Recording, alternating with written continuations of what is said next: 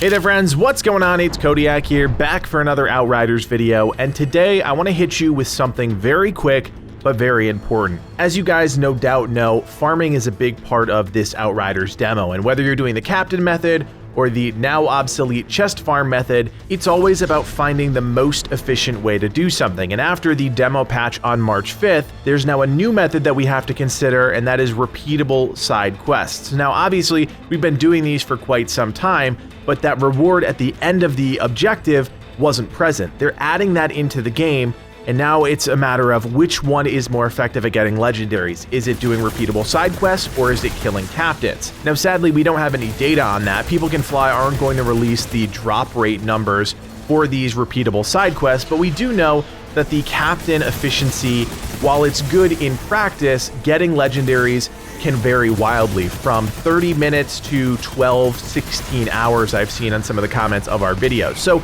we know that that method, while effective in practice, doesn't necessarily net us a lot of legendaries.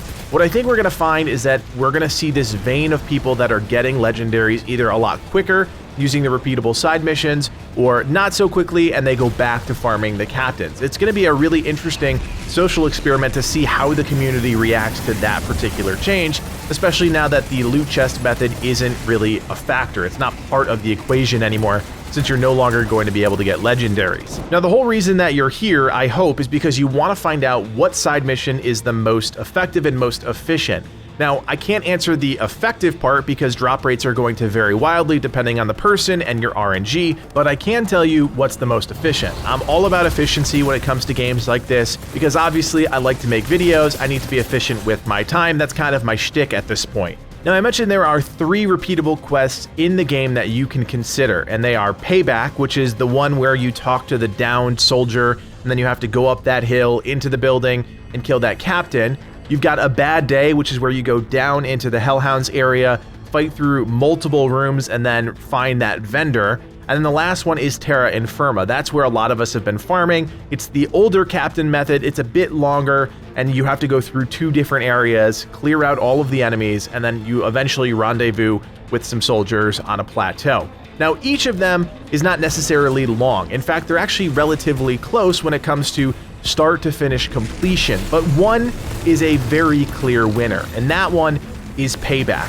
Start to finish, I was able to complete this in 2 minutes and 30 seconds. Now, I am fully kitted out with my Trickster. I do believe that the Trickster is the best class to farm. I have some legendaries that I'm using, and I'm decked to the teeth with gear, at least in the demo. Now, Payback is an interesting mission because it does include some breachers, some marksmen. There is a chance that you can get legendaries from those enemies, but as far as the boss at the end of this little section, the captain here, he will not drop any legendaries. Now, what we really care about is the reward after the fact. And like I said, it took me about 2 minutes and 30 seconds to go start to finish, to talk to the quest NPC, do the entire mission, and get back to the quest NPC. And that's not bad, but it all comes down to the numbers. And I think we're going to see very quickly, once the patch hits client side next week, that the numbers are going to sway either towards the captain or they're going to sway towards the side missions. Now, we have been able to confirm that after completing a side mission, you are going to get 2 pieces of loot. And so far, they've always been rare or higher. You're not going to get the standard pop-up window that allows you to select loot. 2 pieces will just magically appear in your inventory. Now, we haven't gotten any legendaries from this method, but we've only been farming for a little bit. Let's give it some time and see where the chips fall. As with all loot farms, I like to throw this out there as an option. Not the end-all be-all, not the ultimate way to farm legendaries and Outriders, but it's an option. Say you don't want to kill the captain anymore and you want a different perspective, well, now you have it, and now you know what is the most effective side mission if you wanted to farm legendaries after the demo patch. And I have to say a huge shout out to the People Can Fly team for releasing a demo patch. How often do you hear about that? Pretty much never. They reported that 2 million players have downloaded and checked out the demos across all platforms, and for them to release a patch really targeted at the core farming group, the people that are trying to min-max, is a really good sign that they're paying attention to the community, what people are doing, and what people want. This is not necessarily a good change or a bad change, it's just a change, and it's going to fundamentally adjust how players are farming for gear as we lead up to the launch on April 1st.